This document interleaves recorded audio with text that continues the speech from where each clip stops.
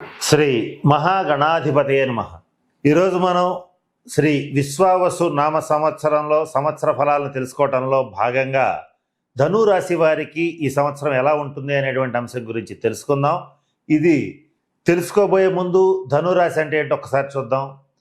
ఇక్కడ మూలా నక్షత్రం 1, 2, 3, 4 పాదాలు, పూర్వాషాఢ నక్షత్రం 1, 2, 3, 4 పాదాలు, ఉత్తరాషాఢ నక్షత్రం ప్రథమ పాదం వరకు ఉన్నటువంటి నక్షత్ర పాదాల్లో జన్మించిన వాళ్ళందరినీ కూడా మనం ధనురాశి జాతకుల కింద పరిగణిస్తాం. ఈ సంవత్సరం గ్రహగతుల్ని పరిశీలించినట్లయితే ప్రధానమైనటువంటి గ్రహాలైనటువంటి గురు, శని, రాహుకేతువుల సంచారాన్ని పరిశీలిస్తే రాహువు ఈ సంవత్సరం మే నెలలో విశ్వావసనామ సంవత్సరంలో 2025 మే నెలలో కుంభరాశిలో ప్రవేశించి సంచరించడం, అలాగే కేతువు సింహరాశిలో సంచరించడం జరుగుతుంది. అర్ధాష్టమ శని అనేటువంటిది ఈ ధనురాశి వాళ్ళకి ఈ సంవత్సరం తొలి రోజే ప్రారంభమవుతోంది. అలాగే మరి ముఖ్యంగా ధనురాశి వారికి అత్యంత శుభదాయకమైనటువంటి పరిణామం ఏంటంటే ధనురాశ్యాధిపతి అయినటువంటి గురుడు మిథున రాశిలో ప్రవేశించి తన సంపూర్ణ శుభదృష్టితో తన రాశిని చూడటం అనేటువంటిది ఈ సంవత్సరం ధనురాశి వాళ్ళకి చాలా రాజయోగకారకంగా చెప్పవచ్చు. దీనికి కారణం ఏంటంటే ధనురాశి జాతకులకి సాధారణంగా దైవబలం, గురుబలం చాలా ఎక్కువగా ఉంటుంది. అటువంటి గురుడు మొన్నటి దాకా అంటే క్రితం సంవత్సరం 2024 ఏప్రిల్ వరకు కూడా, అంటే మార్చి 29 వరకు కూడా వృషభ రాశిలో షష్ఠ స్థానంలో సంచరించడం వల్ల కొంత నిష్కారణమైనటువంటి నిందలు, అపవాదులు పడటం, కొంత ఆర్థిక పరమైనటువంటి అంశాల్లో ఇబ్బందులు పడటం, రుణాలు చేయవలసినటువంటి పరిస్థితులు రావటం, శత్రువుల యొక్క ప్రాబల్యం పెరగటం, శత్రువులకి లొంగిపోవలసిన పరిస్థితులు రావటం, కోర్టు తీర్పుల్లో కొంత వ్యతిరేకతలు రావటం, మధ్యవర్తి పరిష్కారాల్లో పెద్ద మనుషులు అనబడేటువంటి వాళ్ళు మిమ్మల్ని అన్యాయం చేయటం, ఇవన్నీ కూడా గతంలో జరిగిపోయినాయి. కానీ ఈ విశ్వావసనామ సంవత్సరం అనేది మొదలవటంతోనే మీకు మంచి శుభ పరిణామాలు వస్తున్నాయి. అయితే వీటి యొక్క సంపూర్ణ శుభ పరిణామాలు కోసం మీరు మే నెల 19వ తారీఖు వరకు ఎదురు చూడాలి. మే 19వ తారీఖు నుంచి కూడా మీకు ఏ పని చేపట్టినా కూడా విజయం మాత్రమే లభిస్తుంది, అపజయం అనేటువంటిది లభించదు.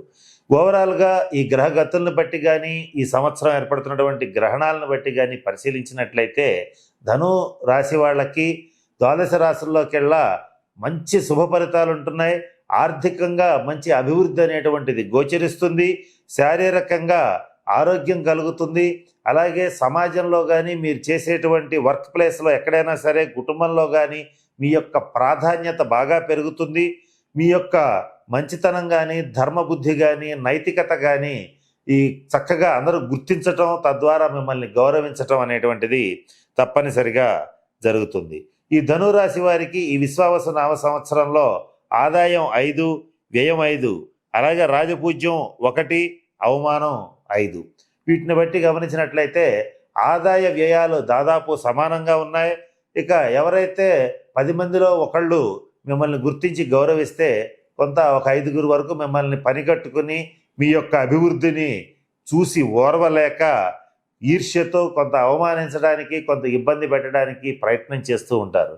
అయితే ఈ తృతీయ స్థానంలో ఉన్న రాహుగ్రహ సంచార రీత్యా చక్కటి పరాక్రమంతో, మీ యొక్క తెలివితేటలతో, శక్తి సామర్థ్యాలతో వాళ్ళ యొక్క దుష్ట ప్రయత్నాలన్నింటినీ కూడా సమర్థవంతంగా తిప్పికొట్టడం అనేటువంటిది జరుగుతుంది. ఈ సంవత్సరం ఏ పని ప్రారంభించినా కూడా మీరు ప్రణాళికాబద్ధంగా మీరు వాటిని పూర్తి చేస్తారు. అంటే ఒక పెద్ద ప్రాజెక్టు చెయ్యాలి అని అనుకుంటే దాన్ని మొదలుపెట్టిన దగ్గర నుంచి ముగించేంత వరకు కూడా ప్రతి పనిలోనూ, ప్రతి స్టెప్లోనూ మీదైనటువంటి ముద్ర వేస్తారు. మీదైనటువంటి స్టైల్ని అక్కడ చూపించి దాన్ని విజయవంతంగా పూర్తి చేయటం అనేటువంటిది జరిగి తీరుతుంది. ఇటువంటి శుభ పరిణామాలు గోచరిస్తున్నాయి. కుటుంబ పరంగా మంచి శుభవార్తలు వింటారు. సంతానం మంచి పురోభివృద్ధిని సాధించటం అనేటువంటిది తప్పనిసరిగా జరుగుతుంది.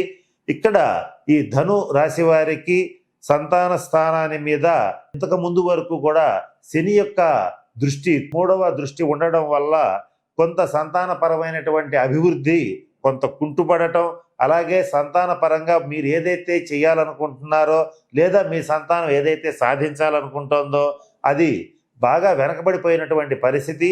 కానీ ఈ సంవత్సరం ఎప్పుడైతే శని మీనరాశిలో ప్రవేశిస్తున్నాడో సంతాన పురోభివృద్ధి అనేటువంటిది చాలా బాగుంటుంది. అలాగే మీ యొక్క సంతానం సాధించినటువంటి విజయాలను చూసి గర్వపడతారు.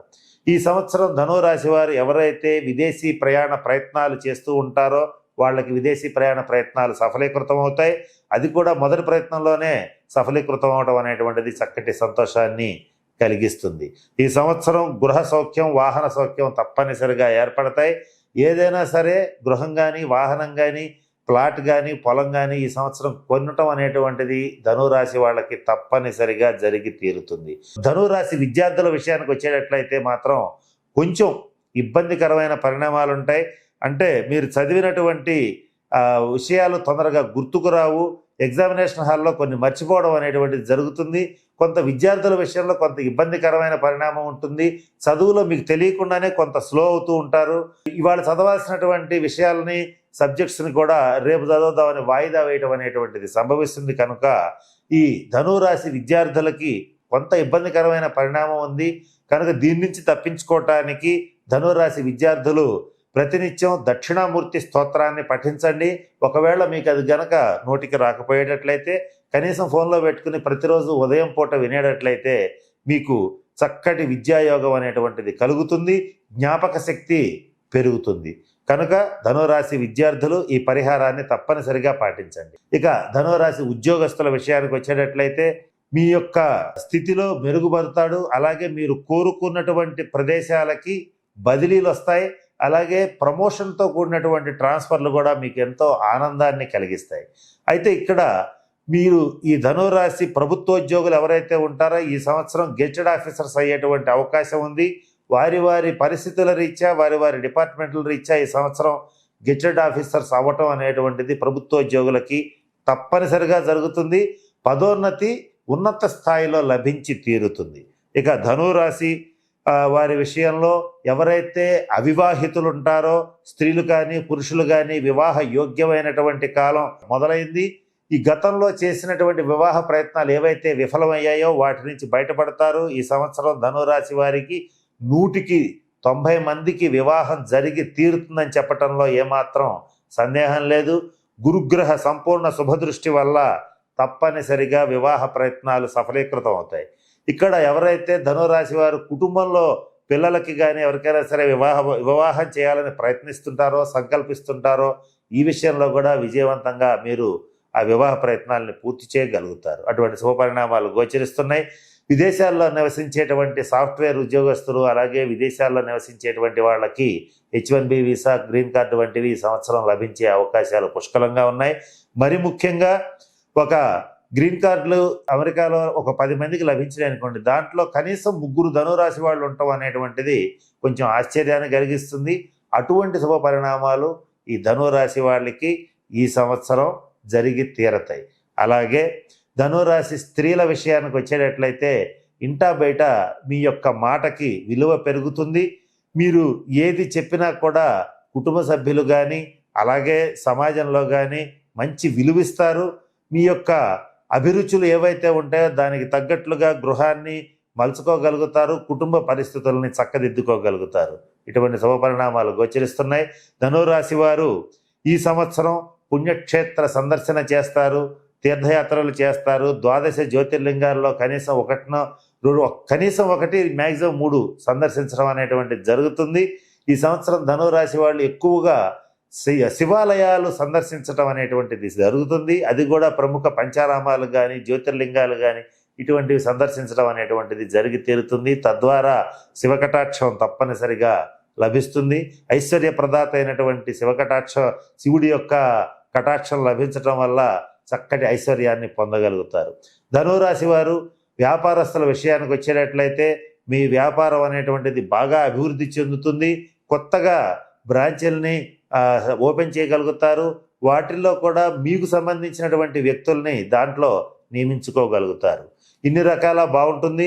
1-2 విషయాల్లో మాత్రం ధనురాశి వాళ్ళకి అర్ధాష్టమ శని సంచార రీత్యా కొన్ని ఇబ్బందులు కలుగుతాయి. అవేంటో కూడా ఇప్పుడు ఒకసారి పరిశీలిద్దాం. అర్ధాష్టమ శని సంచార రీత్యా ఈ ధనురాశి వాళ్ళకి ఈ గృహ సంబంధమైనటువంటి చిక్కులు ఏర్పడతాయి. ఎవరైతే కోర్టు కేసుల రీత్యా, మధ్యవర్తి పరిష్కారాల రీత్యా మీరు ఎవరైతే కోరుకుంటూ ఉంటారో వారు ప్రథమార్థంలోనే ప్రయత్నం చేయండి. ద్వితీయార్థం అంత అనుకూలంగా లేదు. అంటే మొదటి 6 నెలల్లోనే ఈ కోర్టు కేసులు, మధ్యవర్తి పరిష్కారాలు మీకు అనుకూలంగా వచ్చేటట్లుగా ప్రయత్నం చేయండి. ముగించుకోండి. తర్వాత 6 నెలలు ఏదైతే ఉంటుందో అది కొంత ఇబ్బందికరంగా ఉంటుంది. మీది ధర్మం అయినప్పటికీ కూడా మీకు కోర్టు తీర్పులు కొంత వ్యతిరేకంగా వచ్చే అవకాశం గోచరిస్తుంది. ఉన్న గృహం మారటం, స్థానం మారటం అనేటువంటిది జరిగే అవకాశాలు ధనురాశి వారికి తప్పనిసరిగా ఉండి తీరతాయి. ఇక్కడ మీరు ఉన్నటువంటి ఇల్లు అద్దెల్లు అయితే ఖచ్చితంగా మారుతారు. సొంత ఇల్లైనా కూడా మారే అవకాశాలు ఈ సంవత్సరం పుష్కలంగా గోచరిస్తున్నాయి. ఇకపోతే ధనురాశి వారి విషయంలో మీకు ఒక ముఖ్యమైన విషయం చెప్పాలి. ఈ సంవత్సరం విశ్వావస నామ సంవత్సరంలో ఎక్కువ శాతం త్రిగ్రహ, చతుర్గ్రహ, పంచగ్రహ కూటములు ఏర్పడుతున్నాయి. ఈ సంవత్సరం మొదలవటమే కాలసర్ప దోషంతో షష్టగ్రహ కూటమితో మొదలవుతోంది. అది కూడా మీ యొక్క రాశికి చతుర్థ స్థానంలో ఈ షష్టగ్రహ కూటమి ఏర్పడుతోంది. ఈ గ్రహ కూటమి ప్రభావం అనేటువంటిది మీ మీద బలంగా పనిచేస్తుంది. కనీసం ఈ సంవత్సరం జూన్ నెల దాకా మీ మీద ఈ ప్రభావం ఉంటుంది. దీని ప్రభావరీత్యా ఏప్రిల్, మే, జూన్ ఈ 3 నెలలు కూడా మీకు కొంత శ్రమ కలగటం అనేటువంటిది జరుగుతుంది. అంటే అధికంగా శ్రమ కలగటం, అకాల భోజనం, అకాల నిద్ర ఇటువంటివి ఉండేటువంటి పరిస్థితి ఉంటుంది.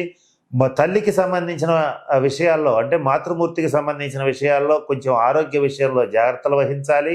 అలాగే సుఖం తక్కువ, బాధ్యతలు ఎక్కువ, బంధాలు ఎక్కువ, అలాగే ఖర్చులు ఎక్కువ. ఇవన్నీ కూడా మీకు ఈ సంవత్సరం ఏప్రిల్, మే, జూన్ ఈ 3 నెలలు కూడా ఉంటాయి. తర్వాత నుంచి మాత్రం మీరు ఏది చేసినా కూడా శుభప్రదంగానే ముగుస్తుంది. అయితే ఈ 3 నెలలు కూడా ధనురాశి వాళ్ళు వీటి నుంచి బయటపడటానికి తప్పనిసరిగా శనిగ్రహానికి సంబంధించినటువంటి శాంతి పరిహార క్రియలు జరిపించుకోవాలి. ఈ శనీశ్వరుడికి సంబంధించి శనిసింగణాపూర్లో కానీ, తిరునల్లారులో కానీ శనీశ్వరుడికి తైలాభిషేకం జరిపించండి. అలాగే ఒకవేళ అంత దూరం వెళ్ళలేనటువంటి వాళ్ళు ఎవరైనా ఉంటే మీ దగ్గరలో ఉన్నటువంటి నవగ్రహాలయంలో 8 శనివారాల పాటు శనీశ్వరుడికి తైలాభిషేకం జరిపించుకోండి. అలాగే శనివార నియమాలు పాటించండి. ప్రతి శనివారం నాడు ఆంజనేయ స్వామి వారికి తమలపాకులతో పూజ చేయించి సింధూరాన్ని గనక సమర్పించేటట్లయితే ధనురాశి వారికి శనీశ్వరుడి యొక్క సంపూర్ణ అనుగ్రహం లభిస్తుంది. ధనురాశి వాళ్ళకి ఈ అర్ధాష్టమ శని ఏదైతే ఉంటుందో, ఏలినాటి శని పెట్టిన ఇబ్బందులు అయితే పెట్టదు. కారణం ఏమిటంటే మీనరాశిలో శని సంచారం కనుక మీ రాశ్యాధిపతి అయినటువంటి గురుడు యొక్క దృష్టి ఉండడం వల్ల తప్పనిసరిగా శనీశ్వరుడికి మీకు మంచి చేస్తాడు, కానీ ప్రమాదకరమైనటువంటి ఇబ్బందులు అనేటువంటివి కలిగించడు. కొన్ని సందర్భాల్లో మాత్రం ఆర్థికపరమైన అంశాల్లో ఒక్కొక్కసారి చికాకులు పెడుతూ ఉంటాడు. కొంత ఆర్థికపరమైనటువంటి విషయాల్లో అనుకున్న సమయానికి డబ్బు చేతికి అందకపోవటం, తద్వారా కొంత రుణాలు చేయవలసిన పరిస్థితులు ఏర్పడుతూ ఉంటాయి. దీని నుంచి తప్పించుకోవటానికి తప్పనిసరిగా ఈ ధనురాశి వారు ఈ సంవత్సరం శైవ క్షేత్రాలని సందర్శించండి, జ్యోతిర్లింగాలని సందర్శించండి. దాని నుంచి మీరు దీనివల్ల ఈ శనీశ్వరుడి యొక్క ప్రభావం నుంచి సునాయాసంగా తప్పించుకోగలుగుతారు. ఇవన్నీ అవి చేయలేని వాళ్ళు ఎవరైనా ఉంటే నల్ల కుక్కకి ఆహారం పెట్టండి. అలాగే ప్రతినిత్యం కాకులకి ఆహారం పెట్టేటట్లయితే తప్పనిసరిగా శనీశ్వరుడి ఇబ్బందుల నుంచి తప్పించుకోగలుగుతారు. అలాగే ధనురాశి వాళ్ళు ఇవేవి కూడా చేయలేకపోతే ఇంట్లో కనీసం ఒక శ్రీకృష్ణ విగ్రహాన్ని నుంచి ప్రతినిత్యం గనక కృష్ణనామస్మరణ చేసేటట్లయితే అత్యంత శుభ ఫలితాలు పొందుతారు. ఏది ఏమైనప్పటికీ కూడా రాశ్యాధిపతి అయినటువంటి గురుడు, అన్ని గ్రహాల్లోకి శుభప్రదాత అయినటువంటి గురుడు యొక్క సంపూర్ణ శుభదృష్టి ధనురాశి రీత్యా అన్ని స్థానాలని తన శుభదృష్టితో చూడటం వల్ల సంపూర్ణ శుభ ఫలితాలు అనేటువంటివి లభిస్తాయి. ఇకపోతే ఈ ధనురాశి వాళ్ళందరూ కూడా నేను చెప్పినటువంటి పరిహారాలని పాటించి చక్కగా అష్టైశ్వర్యాలని, భోగభాగ్యాలని పొందుతారని కోరుకుంటూ మనస్ఫూర్తిగా ఆ పరమేశ్వరుడికి ప్రార్థిస్తున్నాను. స్వస్తి.